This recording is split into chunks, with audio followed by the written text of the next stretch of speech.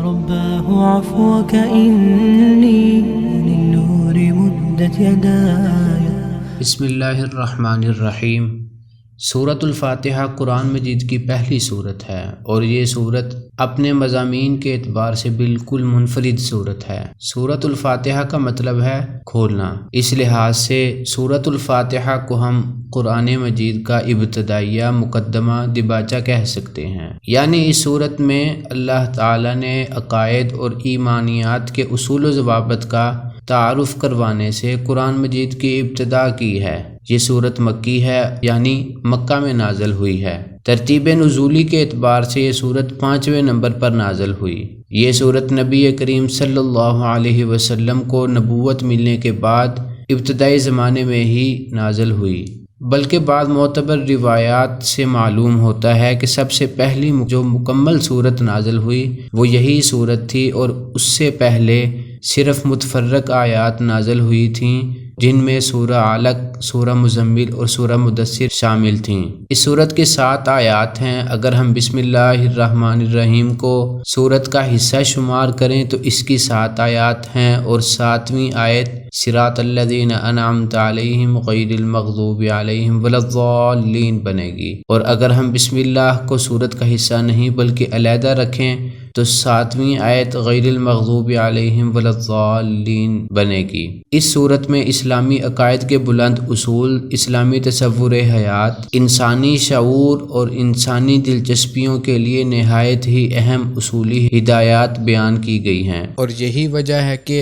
اللہ کے رسول صلی اللہ علیہ وسلم نے نماز کی ہر رکعت میں اس صورت کا پڑھنا لازمی قرار دیا ہے، اور جس نماز میں اس سورت کی تلاوت نہ ہو اسے فاسد قرار دیا ہے۔ الفاتحہ کے علاوہ اسی سورۃ الفاتحہ کے مختلف نام ہیں جو قرآن و حدیث سے ہمیں ملتے ہیں۔ فاتحۃ الکتاب یعنی کتاب کا دباچہ، القرآن یعنی یہ سورت تقریباً تمام قرآن مجید کا خلاصہ ہے، اساس القرآن یعنی پورے قرآن کے لیے جڑ، بنیاد اور اساس کی حیثیت رکھنے والی صورت، الکافیہ کفایت کر دینے والی صورت، الشافیہ شفا دینے والی صورت، سورۃ الحمد یعنی اس صورت میں اللہ تعالیٰ کی صفات بیان ہوئی ہیں، اللہ تعالیٰ کی حمد و ثنا بیان ہوئی ہے، سورۃ الصلاۃ یعنی یہ ایسی صورت ہے جو نماز میں پڑھنا لازمی ہے، اس کے بغیر نماز نہیں ہوتی، سورۃ الرقیہ یعنی جس صورت سے دم کیا جاتا ہے، سبع المثانی یعنی ایسی 7 آیتوں والی صورت ہے جسے بار بار پڑھا جاتا ہے۔ صحیح بخاری میں روایت ہے، نبی مکرم صلی اللہ علیہ وسلم نے فرمایا کہ الحمدللہ رب العالمین یعنی سورۃ الفاتحہ ہی سبع المثانی ہے اور قرآن عظیم ہے جو مجھے عطا ہوئی ہے۔ اللہ تعالیٰ پر ایمان لانے کے اصول، زندگی گزارنے کے بنیادی اور اسلامی عقائد کے بنیادی اصول اس صورت میں انتہائی خوبصورتی اور اختصار سے بیان کیے گئے ہیں، اسی لیے اللہ تعالیٰ کے رسول صلی اللہ علیہ وسلم نے اسے بار بار نماز میں پڑھنے کا حکم دیا ہے تاکہ انسان اپنے ان وعدوں کو یاد کرتا رہے جو اس نے اللہ تعالیٰ سے کیے ہیں۔ سورۃ الفاتحہ کے 3 حصے ہیں۔ پہلا حصہ وہ ہے جو 3 آیات پر مشتمل ہے، اس میں اللہ تعالیٰ کی حمد و ثنا ہے، الحمدللہ رب العالمین الرحمن الرحیم مالک یوم الدین۔ آیت نمبر 4 کو اگر ہم دیکھیں تو اس میں اللہ اور اس کے بندے کے درمیان ایک عہد و پیمان ہے، ایاک نعبد و ایاک نستعین، اور اگر ہم آخری 3 آیات دیکھیں تو ان میں اللہ تعالیٰ سے دعا ہے کہ اے اللہ سیدھی راہ کی طرف ہماری رہنمائی فرما اور ان لوگوں کا راستہ دکھا جن پر تو نے انعامات کی بارش کی اور انہیں ہدایت و رشد سے نوازا، اور اس راستے سے پناہ مانگی جو لوگ گمراہ ہو گئے اور جن پر اللہ تعالیٰ نے اپنا غضب نازل کیا۔ حضرت عبداللہ بن عباس رضی اللہ تعالی عنہما سے روایت ہے کہ جبریل علیہ السلام نبی کریم صلی اللہ علیہ وسلم کے پاس بیٹھے تھے کہ اچانک انہوں نے اوپر سے ایک ایسی آواز سنی جیسے دروازہ کھلنے کی ہوتی ہے، تو انہوں نے اپنا سر اوپر اٹھایا اور کہا آسمان کا یہ دروازہ آج ہی کھولا گیا ہے۔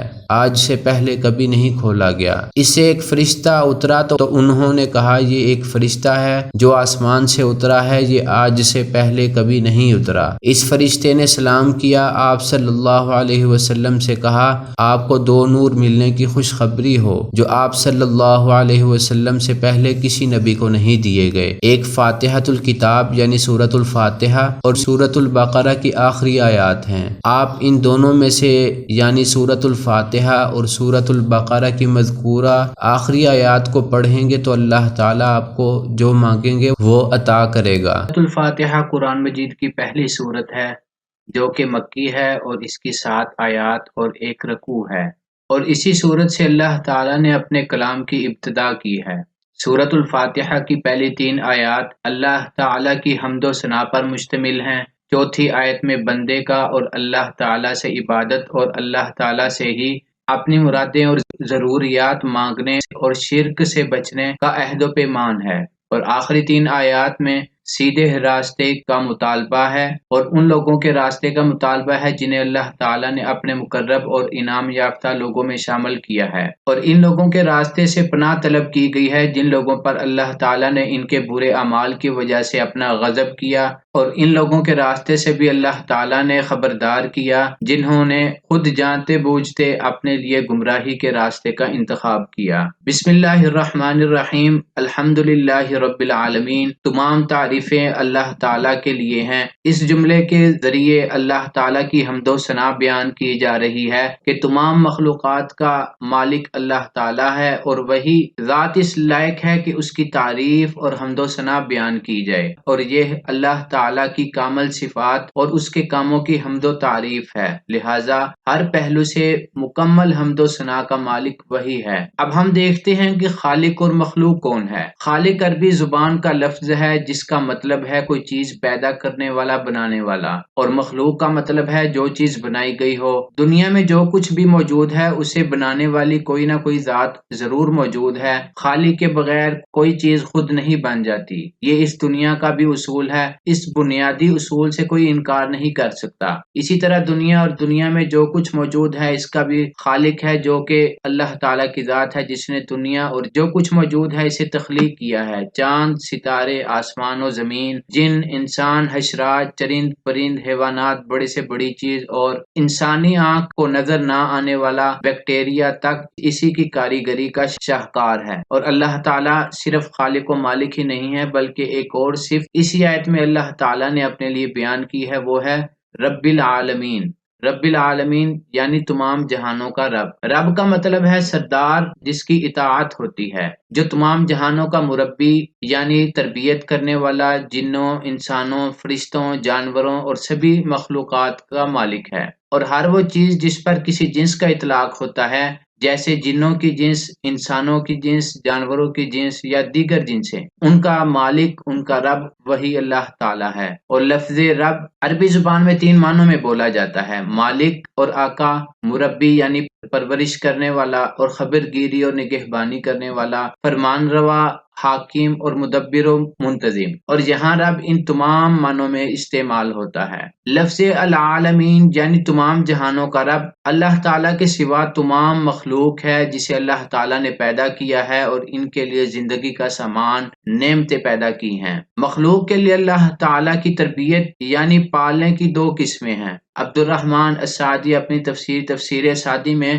اللہ تعالیٰ کے پالنے کی 2 اقسام بیان کرتے ہیں۔ نمبر 1 تربیت عامہ، نمبر 2 تربیت خاصہ۔ تربیت عامہ کیا ہے؟ اللہ تعالیٰ نے مخلوق کو پیدا کیا، ان کو رزق دیا، ان کے مفادات اور ان چیزوں کی طرف رہنمائی کی اور وہ مہارتیں دی جس سے انسان رزق کمائے اور اپنی روزی کا بندوبست کر سکے، یہ تربیت عامہ ہے۔ اور تربیت خاصہ وہ تربیت ہے جو اس کے اولیاء، نیک لوگوں کے ساتھ مخصوص ہے، لہٰذا وہ ایمان کے ذریعے ان کی تربیت کرتا ہے، انہیں ایمان کی توفیق سے نوازتا ہے اور ایمان کی تکمیل کرتا ہے، اور باطل کی طرف سے پیدا کی جانے والی رکاوٹیں دور کرتا ہے۔ جو کہ بندے اور اللہ تعالیٰ کے درمیان حائل ہو جاتی ہیں۔ تربیت خاصہ سے ہر بلائی کی توفیق اور برائی سے حفاظت نصیب ہوتی ہے۔ انبیاء علیہم السلام نے اپنی دعا میں رب کا لفظ استعمال کیا ہے، کیونکہ انبیاء کی تمام فریادیں ہی ربوبیت خاص یا تربیت خاصہ کے تحت آتی ہیں۔ بعض اہل علم کے ہاں قرآن مجید کے 4 حصے ہیں اور ہر حصہ الحمد سے شروع ہوتا ہے۔ پہلا حصہ الحمدللہ رب العالمین یعنی سورۃ الفاتحہ سے شروع ہوتا ہے۔ دوسرا حصہ الحمدللہ الذی جعل الظلمات والنور سورۃ الانعام سے۔ تیسرا حصہ الحمدللہ الذی انزل علی عبدہ الکتاب سورۃ الکہف سے، اور چوتھا الحمدللہ الذی لہ ما فی السماوات و ما فی الارض سورہ سبا سے شروع ہوتا ہے۔ یعنی قرآن مجید کے تمام حصے اور پورا قرآن مجید اللہ تعالی کی حمد و تعریف اور ثنا پر مشتمل ہے۔ صحیح بخاری میں امام بخاری روایت لائے ہیں کہ سیدنا عبداللہ بن مسعود سے مروی ہے کہ رسول اللہ صلی اللہ علیہ وسلم نے فرمایا، ایسا کوئی نہیں جسے اللہ سے زیادہ اپنی تعریف پسند ہو، اس لیے کہ اللہ تعالیٰ نے خود اپنی تعریف کی ہے۔ لہٰذا اگر ہم اپنے ارد گرد اللہ تعالیٰ کی نعمتیں دیکھیں، اپنے جسم پر نظر دوڑائیں اور اللہ کی ایک ایک نعمت کو دیکھیں تو ہر نعمت ہی اللہ تعالیٰ کی کاریگری کا شاہکار ہے، اور اس بات کا تقاضا کرتی ہے کہ صرف اسی ذات کی عبادت کیجیے اور اسی کی طرف رجوع کیا جائے اور اسی کے آگے ہی سجدہ شکر بجا لایا جائے۔ اسی لیے اللہ تعالیٰ سورہ نجم آیت نمبر 62 میں فرماتے ہیں فَاسْجُدُوا لِلَّهِ وَاعْبُدُوا، اب اللہ کے سامنے ہی سجدے کرو اور اسی کی عبادت کرو۔ جب اللہ تعالیٰ نے ہی سب کچھ پیدا کیا، ہر چیز اسی کی بنائی ہوئی ہے، وہی خالق و مالک ہے، مدبر ہے، معاملات اسی کے ہاتھ میں ہیں، رزق اور ہر چیز وہی دینے والا ہے، تمام جہانوں کا تنے تنہا وہی مالک ہے، تو اب بھی اللہ تعالیٰ کے علاوہ کسی اور کو الہ، معبود یا رب ماننا کہاں کا انصاف ہے؟ اور تعریف صرف اللہ تعالیٰ کے لیے ہی ہے۔ یہ بات کہہ کر اللہ تعالیٰ نے ایک بڑی حقیقت سے پردہ اٹھایا ہے، اور وہ حقیقت یہ ہے کہ قرآن مجید کی ابتدا سے ہی اللہ تعالیٰ نے مخلوق پرستی کی جڑیں کاٹ دی ہیں، یعنی کہ تعریف صرف اللہ تعالیٰ کے لیے ہے۔ دنیا میں جہاں جس چیز اور جس شکل میں بھی کوئی حسن، کوئی خوبی، کوئی کمال موجود ہے، اس کا سرچشمہ صرف اللہ تعالیٰ کی ہی ذات ہے، کسی انسان کا اپنا کمال نہیں بلکہ اللہ تعالیٰ کا ہی عطیہ ہے۔ الرحمن الرحیم، اللہ تعالیٰ بہت مہربان اور نہایت رحم کرنے والا ہے۔ قرآن مجید میں اللہ تعالیٰ کی حمد و ثنا پر مشتمل تمام آیات الرحمن الرحیم کی تفصیل ہیں۔ صحیح مسلم میں حدیث قدسی کے مطابق جب بندہ نماز میں الرحمن الرحیم کہتا ہے تو اللہ تعالیٰ فرماتا ہے میرے بندے نے میری ثنا یعنی تعریف کی۔ مالک یوم الدین، اللہ تعالیٰ یوم جزا کا مالک ہے، بدلے کا دن یعنی قیامت کا دن، اور قیامت یا بدلے کے دن کو خاص طور پر اس لیے ذکر کیا گیا ہے کیونکہ قیامت کے دن تمام امور اور کاموں کا اللہ تعالیٰ کے علاوہ اور کوئی مالک نہیں ہے۔ صحیح بخاری اور صحیح مسلم میں روایت ہے، رسول اللہ صلی اللہ علیہ وسلم نے فرمایا، اللہ تعالیٰ کے نزدیک سب سے برے نام کا مالک وہ شخص ہے جس کا نام شہنشاہ یعنی بادشاہوں کا بادشاہ ہو، جبکہ اللہ کے سوا کوئی بادشاہ ہی نہیں ہے۔ یعنی اللہ تعالیٰ اس دن اگلی پچھلی تمام نسلوں کو جمع کر کے ان کے زندگی کے کارناموں کا حساب لے گا اور ہر انسان کو اس کے عمل کا پورا صلہ اور بدلہ ملے گا۔ اللہ تعالیٰ کی تعریف میں رحمان اور رحیم کہنے کے بعد روز جزا کا مالک کہنے سے پتہ چلتا ہے کہ وہ صرف مہربان ہی نہیں بہترین منصف یعنی انصاف کرنے والا بھی ہے، جو اس دن پورے اقتدار کا مالک ہوگا اور کوئی اس کے سامنے رکاوٹ نہیں بن سکے گا۔ لہذا ہم اللہ تعالیٰ سے صرف اس کے رب ہونے اور اس کی رحمت کی وجہ سے صرف اس سے محبت ہی نہیں کرتے بلکہ انصاف کی وجہ سے ہم ڈرتے بھی ہیں اور یہ ذہن میں رکھتے ہیں ہماری برائی کا انجام اور ہماری نیکی کی بھلائی صرف اسی کے ہاتھ میں ہے۔ اللہ تعالیٰ نے مالک لفظ استعمال کیا ہے جس کی وجہ یہ ہے کہ اس روز ظاہری طور پر بھی مالکیت یعنی مالک ہونا اور ملوکیت یعنی بادشاہ ہونے کا یہ سلسلہ ہمیشہ کے لیے ختم ہو جائے گا اور بادشاہت اور حکم صرف اللہ تعالیٰ کا ہوگا۔ اللہ تعالیٰ سورۃ الانفطار آیت نمبر 19 میں فرماتے ہیں یوم لا تملک نفس لنفس شیئا والامر یومئذ للہ، قیامت کا دن وہ دن ہے جس دن کوئی شخص کسی شخص کے لیے کسی چیز کا مختار نہ ہوگا، اور تمام تر حکم اس روز صرف اللہ تعالیٰ کے لیے ہی ہوگا۔ امام ابن کثیر لکھتے ہیں کہ حضرت عمر بن خطاب رضی اللہ تعالیٰ عنہ کہتے ہیں حساب کتاب شروع ہونے سے پہلے اپنا محاسبہ کر لو،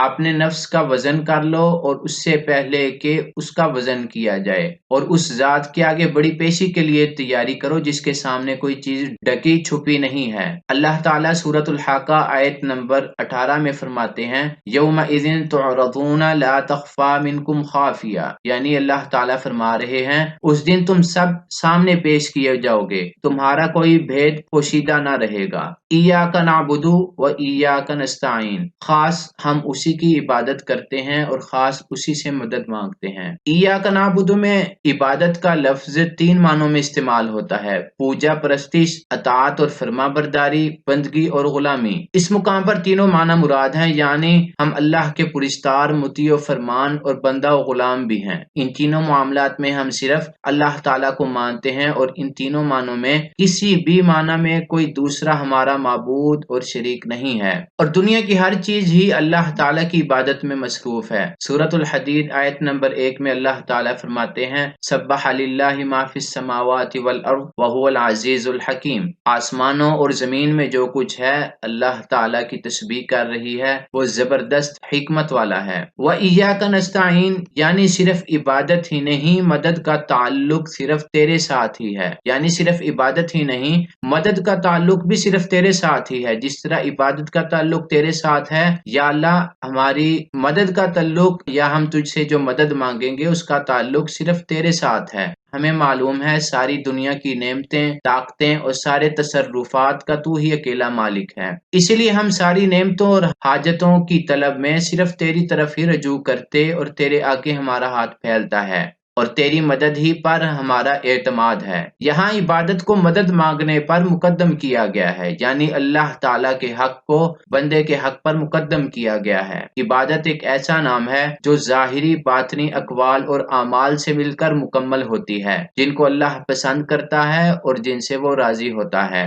نستعین استعانت سے نکلا ہے۔ استعانت کا مطلب ہے نفع لینے اور نقصان کو دور کرنے میں پورے اعتماد سے اللہ پر بھروسہ کر کے مدد مانگنا۔ اللہ تعالیٰ نے عبادت کے بعد استعانت یعنی مدد مانگنے کا ذکر کیا ہے، حالانکہ استعانت یعنی مدد عبادت میں شامل ہے۔ اس کی وجہ یہ ہے کہ بندہ اپنی تمام عبادات میں اللہ تعالیٰ کا محتاج ہے، اور اگر اللہ اپنے بندوں کی مدد نہ کرے تو بندہ اللہ کے حکموں اور جن چیزوں سے اس نے منع کیا ہے ان چیزوں سے بچ نہیں سکتا۔ اور ایاک نعبد کو پہلے لانے کی ایک اور وجہ یہ بھی ہے کہ اللہ تعالیٰ ہمیں دعا کا سلیقہ بھی سکھا رہے ہیں، اور استعانت یعنی مدد صرف ان کاموں میں ہے جو اللہ تعالیٰ کے لیے خاص ہیں۔ جو کام بندوں کے ساتھ خاص ہیں، یعنی کسی سے پانی مانگنا، دوا مانگنا، کوئی چیز مانگنا، اس استعانت میں شامل نہیں ہے۔ اہدنا الصراط المستقیم، ہمیں سیدھے راستے پر چلا۔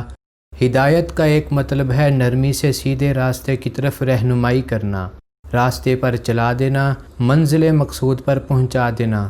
یہاں سیدھے راستے سے مراد ہے دین اسلام کو اختیار کرنا اور باقی تمام مذاہب کو ترک کر دینا۔ رہنمائی سے مراد یہ ہے کہ تمام دینی معاملات میں علم اور عمل کے اعتبار سے ہماری صحیح اور مکمل رہنمائی فرما۔ صراط مستقیم صرف عقل اور ذہانت سے ہی حاصل نہیں ہوتی، بلکہ اللہ تعالیٰ اور اس کے رسول کی تعلیمات اس میں بنیادی کردار ادا کرتی ہیں۔ صراط مستقیم صرف اس راستے سے حاصل ہوگی جس راستے پر نبی کریم صلی اللہ علیہ وسلم اور آپ کے صحابہ رضی اللہ تعالی عنہم چلے تھے۔ امام ترمذی شریف میں ایک روایت لائے ہیں، نبی کریم صلی اللہ علیہ وسلم نے سیدھے راستے کی تشریح فرمائی، ما انا علیہ و اصحابی، یعنی ہدایت کا راستہ وہ ہے جس پر میں ہوں اور میرے صحابہ ہیں۔ یعنی اللہ تعالیٰ سے دعا کی جا رہی ہے کہ یا اللہ زندگی کے ہر شعبے میں خیال، عمل، برتاؤ کا وہ طریقہ بتا جو بالکل صحیح ہو، جس میں غلط کاری، برے انجام کا خطرہ نہ ہو، جس پر چل کر ہم فلاح، سعادت حاصل کر سکیں۔ بنیادی طور پر یہ وہ درخواست ہے جسے انسان قرآن مجید پڑھتے ہوئے اللہ تعالیٰ سے فریاد کرتا ہے۔ سورۃ الانعام آیت نمبر 161 سے 163 تک اللہ تعالیٰ فرماتے ہیں قل اننی ہدانی ربی الی صراط مستقیم دینا قیما ملۃ ابراہیم حنیفا وما کان من المشرکین قل ان صلاتی ونسکی ومحیای ومماتی للہ رب العالمین لا شریک لہ وبذلک امرت وانا اول المسلمین۔ حضرت نواس بن سمعان کلابی کہتے ہیں رسول اللہ صلی اللہ علیہ وسلم نے فرمایا اللہ تعالیٰ نے صراط مستقیم کی مثال دی ہے، اس صراط مستقیم کے دونوں جانب دو گھر ہیں اور ان گھروں کے دروازے کھلے ہوئے ہیں، دروازوں پر پردے پڑے ہوئے ہیں، ایک پکارنے والا اس راستے کے شروع میں کھڑا پکار رہا ہے اور دوسرا پکارنے والا اوپر سے پکار رہا ہے۔ پھر آپ صلی اللہ علیہ وسلم نے یہ آیت پڑھی واللہ یدعو الی دار السلام ویہدی من یشاء الی صراط مستقیم، اللہ تعالیٰ دار السلام یعنی جنت کی طرف بلاتا ہے اور جسے چاہتا ہے صراط مستقیم کی ہدایت دیتا ہے۔ تو وہ دروازے جو صراط مستقیم کے دونوں جانب ہیں وہ اللہ تعالیٰ کی حدیں ہیں، تو کوئی شخص جب تک پردہ نہ کھول دیا جائے حدود اللہ میں داخل نہیں ہو سکتا۔ اور اوپر سے پکارنے والا کون ہے؟ وہ پکارنے والا اس کے رب کا واعظ ہے۔ صراط الذین انعمت علیہم یعنی ان لوگوں کے راستے پر چلا جن پر تو نے انعام کیا، یعنی یہ اس راستے کی تعریف ہے جس کا علم ہم اللہ تعالیٰ سے پچھلی آیت اہدنا الصراط المستقیم میں مانگ رہے ہیں، یعنی وہ راستہ جس پر ہمیشہ سے تیرے منظور نظر لوگ چلتے رہے ہیں، جو تیرے انعامات کے مستحق ہوئے اور تیری نعمتوں سے مالا مال ہوئے۔ صراط مستقیم نبیوں، صدیقین، شہداء اور صالحین کا راستہ ہے جن کو اللہ تعالیٰ نے اپنی نعمتوں سے نوازا ہے۔ انعام یافتہ لوگوں سے کون مراد ہیں؟ ان سے 4 لوگ مراد ہیں جن کا قرآن مجید میں ذکر سورۃ النساء آیت نمبر 69 میں اللہ تعالیٰ نے کیا ہے وَمَن يُطِعِ اللَّهَ وَالرَّسُولَ فَأُولَٰئِكَ مَعَ الَّذِينَ أَنْعَمَ اللَّهُ عَلَيْهِمْ مِنَ النَّبِيِّينَ وَالصِّدِّيقِينَ وَالشُّهَدَاءِ وَالصَّالِحِينَ وَحَسُنَ أُولَٰئِكَ رَفِيقًا۔ قرآن مجید میں مذکور تمام انبیاء، صدیقین، شہداء اور صالحین کے تمام واقعات اس مختصر جملے کی تفصیل ہیں۔ امام ترمذی رحمہ اللہ ترمذی شریف میں ایک روایت لائے ہیں جو پہلے بھی ذکر کی جا چکی ہے کہ نبی کریم صلی اللہ علیہ وسلم نے سیدھے راستے کی تشریح یوں فرمائی ما انا علیہ و اصحابی کہ ہدایت کا راستہ وہ ہے جس پر میں ہوں اور میرے صحابہ ہیں۔ غیر المغضوب علیہم ولا الضالین، اس کا ترجمہ عام طور پر یوں کیا جاتا ہے نہ راستہ ان لوگوں کا جن پر غضب ہوا اور نہ گمراہوں کا۔ حقیقت میں اگر دیکھا جائے تو غیر المغضوبی میں لفظ غیر پچھلی آیت میں الذین انعمت علیہم کی صفت ہے، الذین انعمت علیہم اور غیر المغضوب علیہم ولا الضالین سے ایک ہی لوگ مراد ہیں، لہذا ترجمہ یوں ہوگا ہمیں سیدھے راستے پر چلا، ان لوگوں کے راستے پر جن پر تو نے انعام کیا، جن پر نہ غصہ کیا گیا اور نہ ہی وہ لوگ گمراہ ہیں۔ اللہ تعالیٰ یہود کے بارے میں فرماتے ہیں ضربت علیہم الذلہ، اور پھر فرمایا وباءوا بغضب علی غضب، اور پھر ایک اور جگہ ان کی ذلت کے بارے میں فرمایا قل هل انبئکم بشر من ذلک مثوبۃ عند اللہ من لعنہ اللہ وغضب علیہ وجعل منهم القردۃ والخنازیر وعبد الطاغوت اولئک شر مکانا واضل عن سواء السبیل۔ والضالین یعنی گمراہ لوگوں کا راستہ جنہوں نے عیسائیوں کی طرح حق کو ترک کر کے جہالت اور گمراہی کو اختیار کیا۔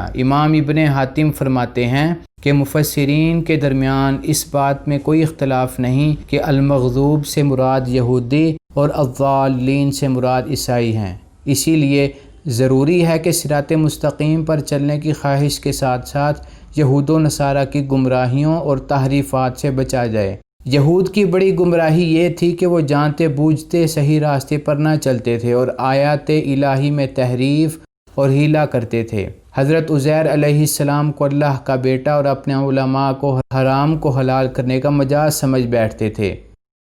نصارہ کی یہ غلطی تھی، انہوں نے حضرت عیسیٰ علیہ السلام کی شان میں غلو کیا اور انہیں اللہ تعالیٰ کا بیٹا قرار دیا۔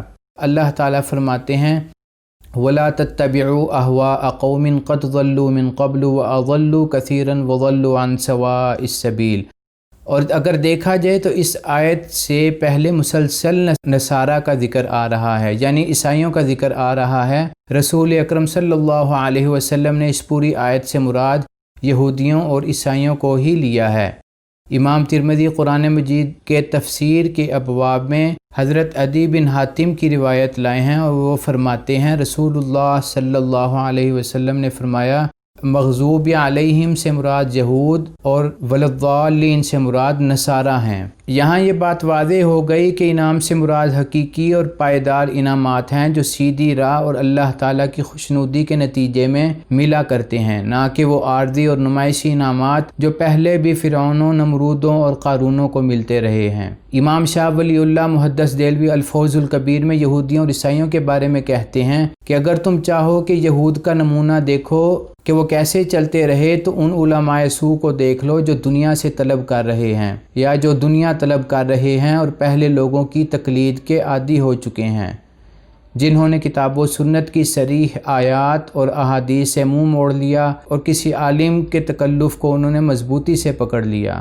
چنانچہ انہوں نے معصوم پیغمبر صلی اللہ علیہ وسلم کے کلام سے منہ موڑ لیا اور من گھڑت احادیث اور فاسد تعویلات سے چمٹ گئے جو ان کی ہلاکت کا باعث بن گئی۔ اور نصارہ کی گمراہی کے اسباب یہ تھے کہ مسیح علیہ السلام کے بارے میں غلو کرنا، ان کو عین خدا یا تین میں سے ایک خدا کہنا، مریم علیہ السلام کو تین میں سے ایک خدا کہنا، مسیح، مریم علیہ السلام اور صلیب کی پوجا کرنا، قبروں کی مسجدیں بنانا، احبار اور درویشوں کو رب بنانا، یہ ان کی گمراہیوں میں شامل تھا۔ اور اسی طرح کہتے ہیں کہ نصارہ کا نمونہ دیکھنا ہو تو بزرگ اولیاء کی آج کل کی اولاد کو دیکھ لو کہ وہ اپنے باپ دادا کے متعلق کیا گمان رکھتے ہیں، چنانچہ انہیں دیکھو گے کہ وہ ان کی بزرگی بیان کرتے ہیں اور جتنا مبالغہ ہو سکے کرتے ہیں، اور عنقریب وہ جان لیں گے کہ جنہوں نے ظلم کیا کہ لوٹنے کی جگہ کون سی ہے جہاں وہ لوٹ کر جائیں گے۔ بسم اللہ الرحمن الرحیم۔ الحمدللہ، سورۃ الفاتحہ کی تفسیر اختتام کو پہنچ چکی ہے۔ اب ہم سورۃ الفاتحہ کا خلاصہ ملاحظہ کریں گے، اور اس کے ساتھ ساتھ ہم توحید کی چند ایک اقسام بھی بیان کریں گے۔ سورۃ الفاتحہ قرآن مجید کا ابتدائیہ، دباچہ اور مقدمہ ہے۔ جس طرح سورۃ الفاتحہ کی تفسیر میں پہلے ذکر کیا جا چکا ہے کہ اس کے کئی ایک نام ہیں، اور یہ سورت اللہ تعالیٰ کی حمد و ثنا پر مشتمل ہے۔ اس سورت میں اللہ تعالیٰ کی صفات الرحمن اور الرحیم بیان ہوئی ہیں، جن کے بارے میں بعض مفسرین کا خیال ہے کہ اللہ تعالیٰ کی تمام صفات کی خوبیوں کو یہ دو صفات اپنے اندر سموئے ہوئے ہیں۔ اللہ تعالیٰ تمام جہانوں کا خالق اور مالک ہے، اور اسی طرح تمام عبادتیں، بڑائیاں اور مدد مانگنے کے لائق بھی صرف وہی ذات ہے۔ اگر ہم ہدایت اور رشد کو دیکھیں تو یہ صرف عقل یا اپنے شعور سے حاصل نہیں ہوتی، بلکہ اللہ تعالیٰ کے ہاتھ میں ہدایت ہے۔ جسے وہ چاہتا ہے ہدایت سے نوازتا ہے، اور جسے چاہتا ہے ہدایت سے محروم کر کے گمراہیوں میں دھکیل دیتا ہے۔ اللہ تعالیٰ کے منظور نظر لوگ کون ہیں؟ وہ لوگ ہیں جن پر اللہ تعالیٰ نے اپنی ہدایت جیسی نعمت نازل کی اور انہیں اپنے غضب اور گمراہی سے محفوظ رکھا۔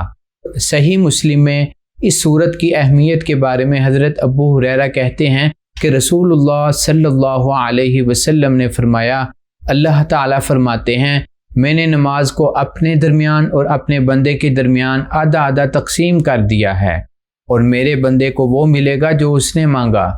لہٰذا جب بندہ الحمدللہ رب العالمین کہتا ہے تو اللہ تعالیٰ فرماتے ہیں میرے بندے نے میری تعریف کی، اور جب بندہ الرحمن الرحیم کہتا ہے تو جواب میں اللہ تعالیٰ فرماتے ہیں میرے بندے نے میری ثنا بیان کی، اور جب بندہ مالک یوم الدین کہتا ہے تو اللہ تعالیٰ فرماتے ہیں میرے بندے نے میری بڑی شان بیان کی، اور اسی طرح جب بندہ ایاک نعبد و ایاک نستعین کہتا ہے تو اللہ تعالیٰ فرماتے ہیں اس آیت کا نصف میرے لیے اور نصف میرے بندے کے لیے ہے، اور جو میرے بندے نے مانگا ہے وہ اسے ملے گا۔